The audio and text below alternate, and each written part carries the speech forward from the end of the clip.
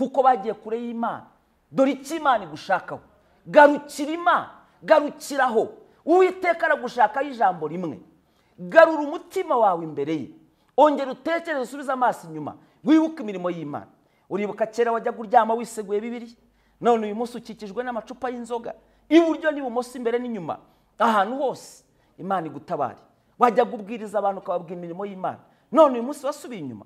Ese ni iki Imana yaduhaye kiruta? Ndagira ngo ubwire mwene data, garukiraho, gira umutima wizera nanone, shaka mu maso y'Imana. Nyamuneka ndi hano nkwinginga, nguhendahenda, nkubwira ngo garukira Imana, garukiraho. Niki kikumaza ubwoba? Niki gitumye ujya kure y'Imana? Ese Imana yananirwa gukiza indwara? Imana yananirwa gukuraho amakuba? Imana yananirwa guhagarika intambara? Ariko se wowe uri Imana wakora iki? Ubonye abantu wagiriye neza badamaraye, natwe ubwacu nidukunda abantu twagiye dufasha bakatwibagirwa, none Imana niyo yakwibagirwa ko yadutabaye? Uyu munsi tukaba dufite imitima iri kure yayo. Nyamara uyu munsi nitugira umutima ugarukira Imana, uyu munsi nitugira umutima ushaka mu maso y'Imana, uyu munsi nitugira umutima ugarukira Uwiteka, Yesu atugirire neza. Dore ibyo Imana idushakaho. Ijambo rya mbere, subiza amaso inyuma.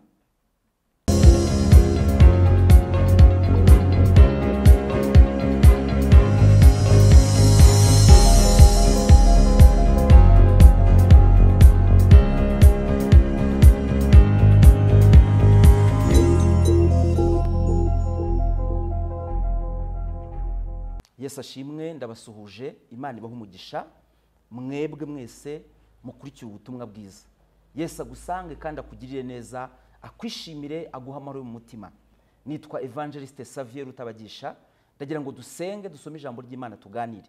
Mana, mu izina rya Yesu Kristo turagushimiye. Urakoze kuri umutunzi w'imbabazi, urakoze kuwandikishije ijambo ryawe kugira ngo rijye rikiza abantu bawe. Ndasenze kugira ngo urikoreremo, ukize umutima w'uryumva wese, wiheshe icyubahiro muri byose. Ni mu izina rikomeye rya Yesu Kristo nsenze nizeye, amen. Turihuta dusome ijambo ry'Imana dusanga mu ijambo ry'umuhanuzi, mu gitabo cy'umuhanuzi Yesaya. Turasoma ibice 5, dusome duhereye ku murongo wa mbere. Haravuze ngo, reka ndirimbire umukunzi wanjye indirimbo y'uruzabibu rwe. Umukunzi wanjye yari afite urutoki rw'uruzabibu ku musozi urumbuka, ararutabira, arurimburamo amabuye, aruteramo insina y'umuzabibu y'ubwoko bwiza cyane, arwubakamo inzu y'amatafari ndende, acukuramo n'urwina, nuko yiringira ko ruzera inzabibu ariko rwera indibu.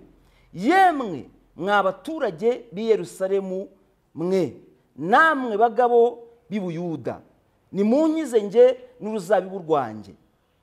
Ikintu nari nkwiriye gukorera uruzabibu rwanjye nasize ni ikihe?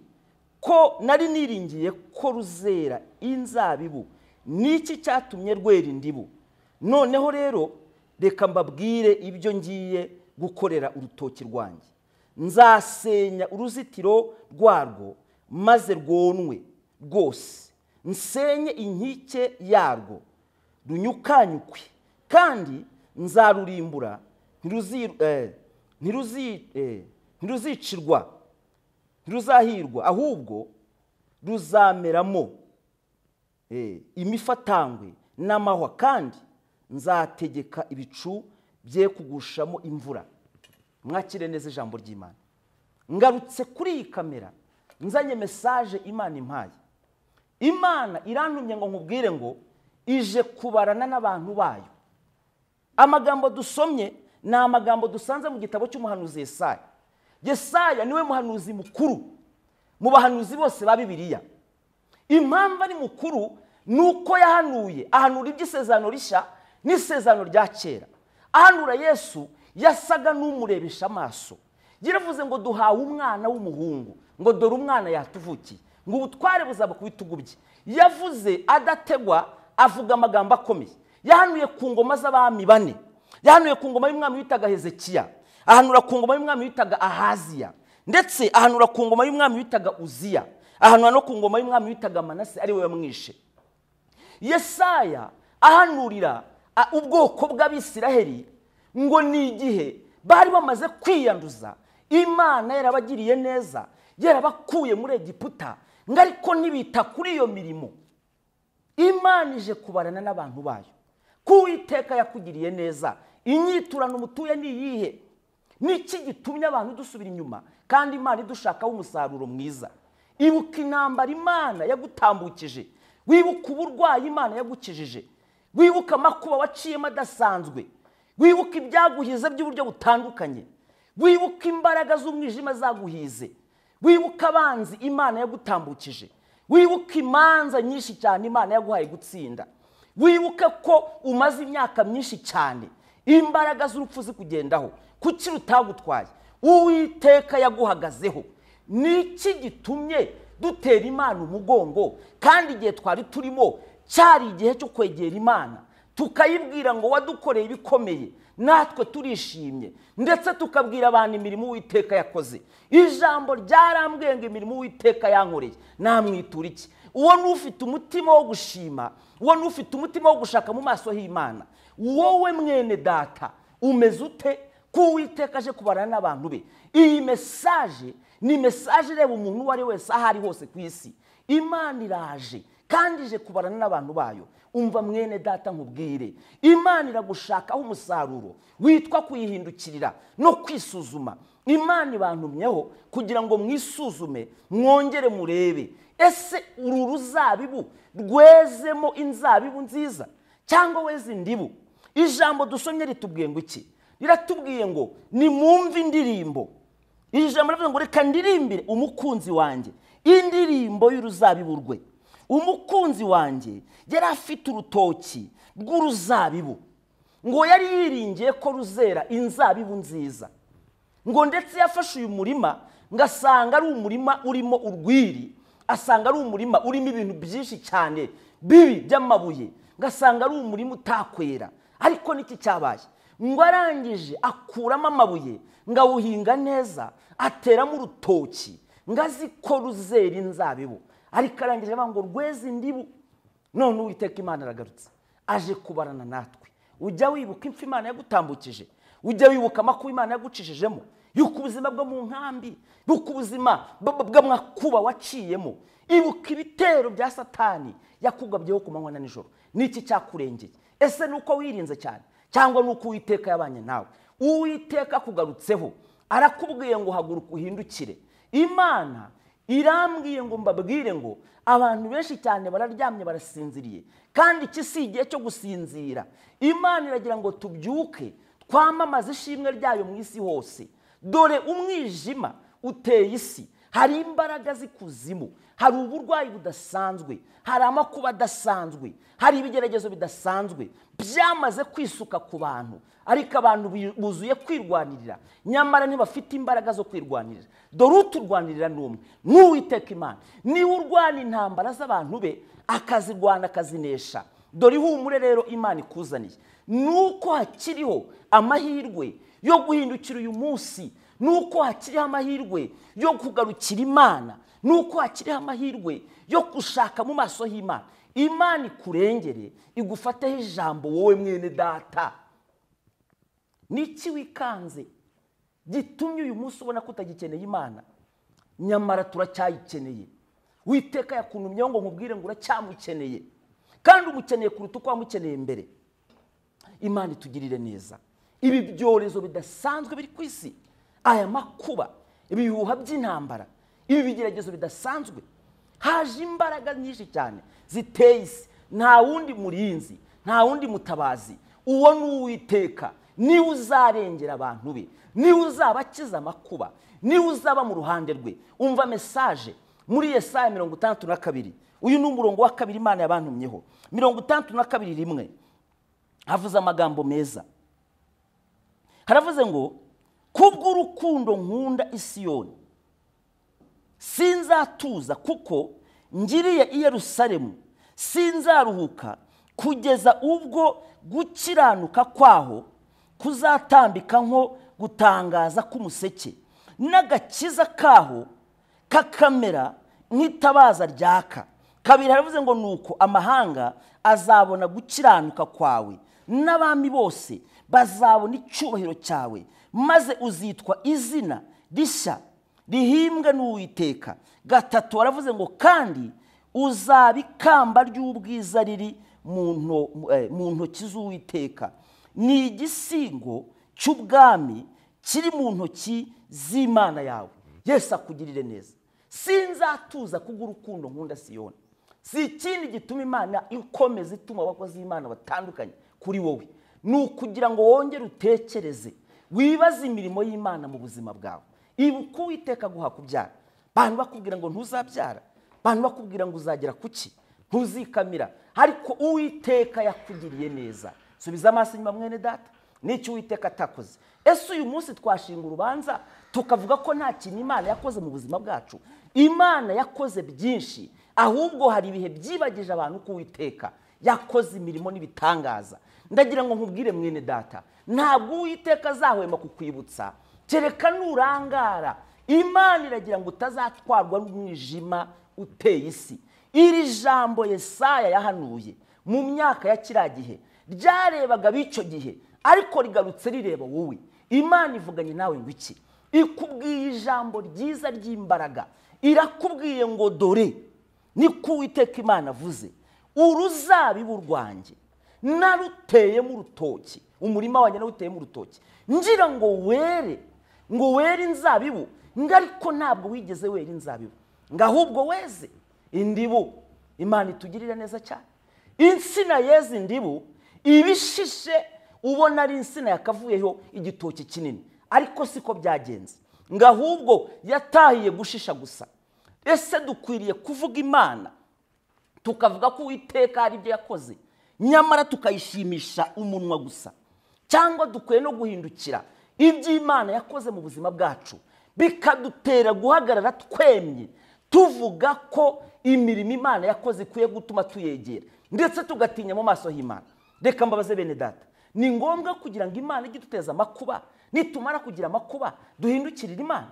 Ese wari uzi ko iyo umuntu iteka ryose ahora mu buzima bwe bwose afite ubwoba bw'amakuba, akari cyo kimwiringiza Imana yahoze hafi ye? Imana iguha umutima wo kwigarukira no kwihindukira. N'iki Imana idushakaho? Imana iragira ngo duhindukizwe no gushima. Kakanya turibagiwe, wambaye inkweto ryari? Ni ryari wize gusirimuka? Ubusirimu nibwo butujyanye kure y'Imana? Ese iterambere niryo ryakaturimbuye cyangwa niryo ryatumye twegera Imana? Kuko hari ibyo Uwiteka yavuganye natwe arangije arabisohoza. Ibuka ko wigeze kuba mu buzima butarimo ibyiringiro, udatekereza ko buri buke, ndetse n'utekereze ko buri bwire. Uyu munsi ushize impumu, baravuga ngo ushize impumu yibagirwa icyamwirukankanaga, ariko uyu munsi ntidukwiye gushira impumu ngo twibagirwe imirimo Uwiteka yakoze mu buzima bwacu. Dore icyo Uwiteka yakoze ari nacyo agusaba uyu munsi. Arashaka kugira ngo uhindukizwe no kwibuka imirimo ye yakoze mu buzima bwawe. Izi ndwara Imana ibasha kuzikiza. Nituze duhuze umutima, duhindukirire Imana, twongere tugarukire ku Uwiteka. Uwiteka azatugirira neza. Uribuka ijambo ry'Imana rivuga igihe Yesu yari ashonje, ngo yitegereje ngabona igiti cyiza cyane, ngo cy'umuzabibu, ngo gishishe, aragenda gishakaho imbuto arazibura, ngazibuze arakivuma kiruma. Ngo abantu benshi batewe n'impaka ku bw'iki giti bibaza ngo niki cyatumye akivuma, ariko icyatumye akivuma si ikindi, ngo yakiuzeho imbuto, nyamara cyari gishishe. Ko dushishe, ko dufite ibihe byiza, ko dusa n'abatabawe, ko tumeze nk'abageze i Kanani, ko twicaye turambije, nyamara ntituragerayo. Dore ikintu dusabwa, dukomeze turindire, dukomeze twiringire Imana. Turacyayikeneye, turacyashaka Imana. Mwene data, niki kigutinyuye? Niki gitumye wibagirwa imirimo y'Imana? Niki kikwibagije iby'Imana yakoze mu buzima bwawe? Imana ikugarutseho kugira wirirwa mu maka z'amadini, nyamara turi abakristo ntituri abanyedini. Nicyo nshaka kukwibutsa. Imana ikurengere. Izi ntambara zateye mu matorero, izi ntambara zateye ahantu hatandukanye, ibi byose si ikindi cyabiteye. Ntabwo abantu bashyize umutima hamwe ngo basenge. Nyamara amasengesho si uko abantu badasenga, ariko gusenga umuntu adahuje umutima n'undi niyo ndwara ikomeye cyane. Nicyo abitorero bageraho badahuje umutima. Imana idusange tugirire neza. Muzi impamvu Yesu yavumye kiriya giti cy'umutini? ngo nuko yakibuzemo urubuto na rumwe. Kandi igiti cy'umutini ngo ubundi iyo kirekeye kwera amababi yacyo avaho, ngo amababi akagaruka hari uko nacyo ubwacyo cyamaze kongera kuzana imbuto. Nuvuga ngo imbuto zizana n'amababi yacyo, ariko uyu munsi dufite amababi adafite imbuto. N'iki Imana idushakaho? Iragira ngo twongere dutinye mu maso hayo. Uribuka kera ugitinya Imana, wageze muri ibyo bihugu by'abazungu, wageze kure wibagirwa Imana, ngo nukuri kure y'abantu bakuzi, ariko si ijisho ry'Imana ryaragiye kure yawe. Imana ikurengere. Bandi bashinjije Imana amakosa, abandi bahoze basenga baravuga ko Imana itabaho. Ese mwene data, iki nicyo gihe gikwiriye kugira ngo uzenguruke mu bantu babwira ngo Imana ntibaho? Ese koko ukurikije imirimo Imana yakoze mu buzima bwawe, Imana ntibaho? Amakuba Imana yagutambukije niyo yakabaye yagusubirisha amaso inyuma, ukibuka ko Imana yagize neza. Dore iki Imana idushakaho: mwongere mushime, musubize amaso inyuma, mushime Imana. Niki cyatumye Imana ikora imirimo mu buzima bwacu tukayibagirwa? Dukwiriye gusubiza amaso inyuma tukibuka ibyo Uwiteka yakoze, natwe tukaririmba ya ndirimbo ngo ibyo Uwiteka yankoreye namwitura iki. Imana iturengere. Bene data, ese dukwiriye kurangara? Message iravuze ngo munkize njye n'uzabiburwanya. Ni Imana ivuga iyi message. Niki ntari nkwiriye gukora? Sinabahaye aho kuba, sinabahaye ibyo kurya, sinabahaye imyambaro, sinabahaye amahoro mu gihugu, sinabahaye kugubwa neza. Ese hari icyo nakoze mu buzima bwanyu? Niki gitumye mutera Imana umugongo? Gutera Imana kwacu umugongo nibyo bidusubije mu makuba. Nyamara Imana iravuga ngo nimugarukire Uwiteka, nimuze tugaruke, nimuze duhindukire, nimuze dushake mu maso y'Imana. Ibyorezo nibizahagarara igihe cyose utaragira umutima ugarukira Imana. Intambara n'amakuba n'ibigeragezo byinshi bitera abantu, ubu burwayi budasanzwe bukomeza buza bwisukiranye, si ikindi Imana ije kubarana n'umuntu wese. Ibyo Uwiteka yaguhaye wamwituye iki? Imana ije kubarana n'ingo, Imana ije kubarana n'abashakanye, Imana ije kubarana n'abacuruzi. Mwabacuruzi mwe mwamaze gukira, kera ni waruzi ni Kanombe, none uyu musuzi ibihugu byose wirirwa utembera mu ndege nk'utega tagisi, kandi abenshi byavuye mu masezerano, ariko twibagiwe imirimo y'Imana. Niki kitwibagiza imirimo y'Imana? Niki kidusubije inyuma? None mwarwaye depression. Niki cyatumye turwaye depression? Iyo Uwiteka atari mu buzima bwacu, buri muyaga wose uje uraduhitana, buri muyaga wose uje uradutwara. Ariko iyo Imana iri mu ruhande rwacu, amakuba ibigeragezo byaduca hehe? Ninde wadutwara? Niki cyatuma tujya kure y'Imana? Imana iturengere. Niki Uwiteka atakoze mu buzima bwacu? Umva message, umva ko Uwiteka Imana avuganye nawe. Yesaya ibice 60 umurongo wa mbere haravuze ngo byukura bagirane kuko umucyo wawe uje, kandi ubwiza bw'Uwiteka bukaba bukurasi. Dore umwijima uzatwikira isi, umwijima w'icuraburindi uzatwikira amahanga, ariko Uwiteka azakurasira kandi ubwiza bwe buzakugaragaraho. Ubu bwiza si ubundi, ni ijambo ry'Imana. Imana izanye ijambo ryayo, ryizere, ryemere, rikomereho, gumana naryo, ba muri ryo. Nicyo Uwiteka Imana gusaba, nicyo Uwiteka gushakaho. Imana igutabare. Wari uzi kuziga ukarangiza? Wari uzi kuzicara muri ibyo biro?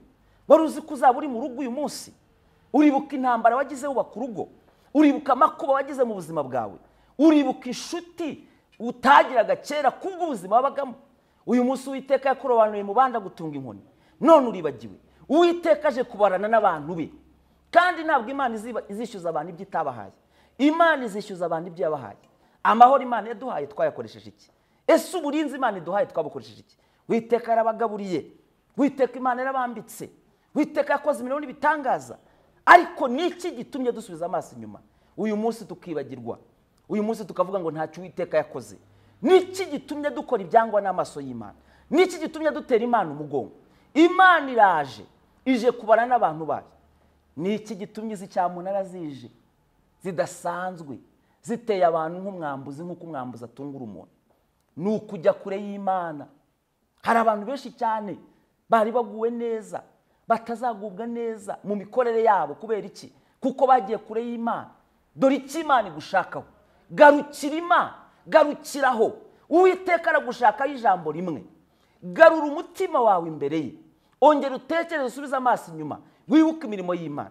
Uribuka kera wajya kuryama wiseguye Bibiliya, none uyu munsi ukikijwe n'amacupa y'inzoga iburyo n'ibumoso, imbere n'inyuma, ahantu hose. Imana igutabare. Wajya kubwiriza abantu ukababwira imirimo y'Imana, none uyu munsi wasubiye inyuma. Ese ni iki Imana yaduhaye kiruta? Ndagira ngo ubwire mwene data, garukiraho, gira umutima wizera nanone, shaka mu maso y'Imana. Nyamuneka ndi hano nkwinginga, nguhendahenda, nkubwira ngo garukira Imana, garukiraho. Niki kikumaza ubwoba? Niki gitumye ujya kure y'Imana? Ese Imana yananirwa gukiza indwara? Imana yananirwa gukuraho amakuba? Imana yananirwa guhagarika intambara? Ariko se wowe uri Imana wakora iki? Ubonye abantu wagiriye neza badamaraye, natwe ubwacu nidukunda abantu twagiye dufasha bakatwibagirwa, none Imana niyo yakwibagirwa ko yadutabaye? Uyu munsi tukaba dufite imitima iri kure yayo. Nyamara uyu munsi nitugira umutima ugarukira Imana, uyu munsi nitugira umutima ushaka mu maso y'Imana, uyu munsi nitugira umutima ugarukira Uwiteka, Yesu atugirire neza. Dore iby'Imana idushakaho. Ijambo rya mbere, subiza amaso inyuma. Ibuka aho wavuye ukagwa. Imana irakubwiye ngo byukura bagirane. Imana irakubwiye ngo isuzume. Weze iki? Ni hagati y'ibintu bibiri, weze imizabibu cyangwa weze indibu. Imana idutabare. Ese icyo Uwiteka yagushakagamo nicyo yakubonyemo, cyangwa yakubonyemo ibindi? Ariko Yesu aracyateze amaboko, Karuvari haracyariho, ntabwo urugi rurikinga. Imana idutabare.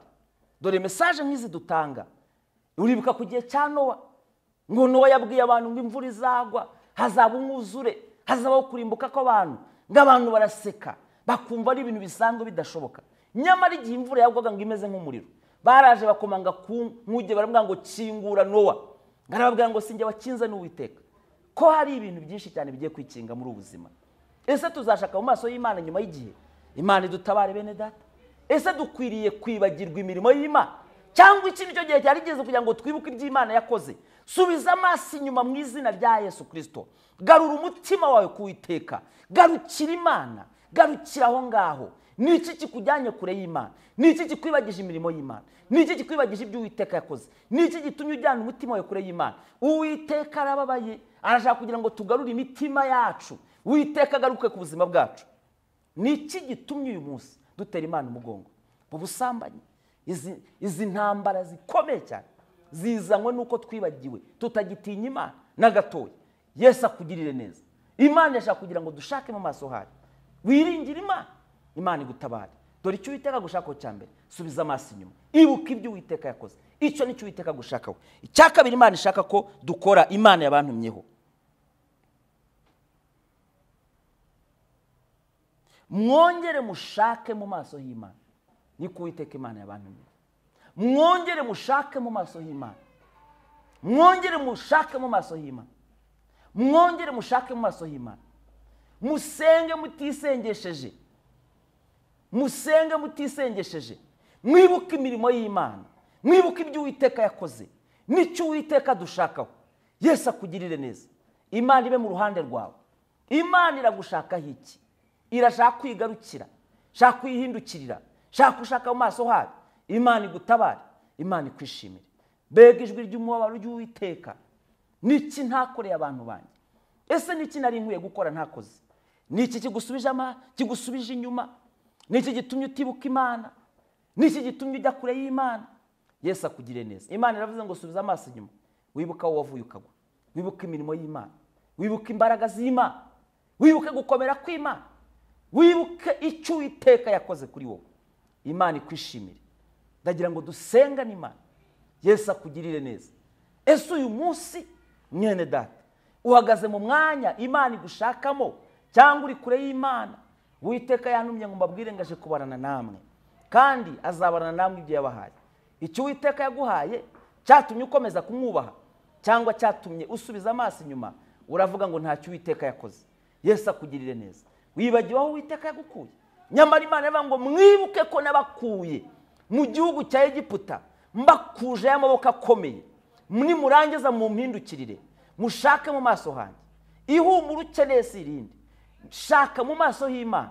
Uwiteka Imana azakugirira neza. Imana igutabare. Ndagira ngo dusengane Imana. ese wakwemera guca bugufi ugapfukama nkagusabira imbaraga ukezwa Imana ikurengere? Reka dusengane Imana mwene data. Mana, mu izina rya Yesu Kristo, ndagushimiye ku bwa message yawe nziza kandi ihumuriza abantu inabakebura. Ndasenze kugira ngo umanukire guhumuriza imitima y'ubwoko bwawe, ubishimire ube mu ruhande rwabo, imbaraga zawe zidasanzwe zibatwikire, zibabeho akaramata. Mwami Imana, weza ubuzima bw'abantu bawe, usuka ububyutse mu mitima y'abantu, abantu bagendana amateraniro muri bo, bagendane gutinya Imana. Mwami Imana, bongere bagira amahoro, bongere bishimirwe nawe. Urakoze kubikora, ugakora ibirenze ibyo tugusabye. Ni mu izina rikomeye ry'umwami wacu Yesu Kristo dusenze twizeye, amen. Yesu aguhe umugisha mwinshi cyane. Shalom shalom.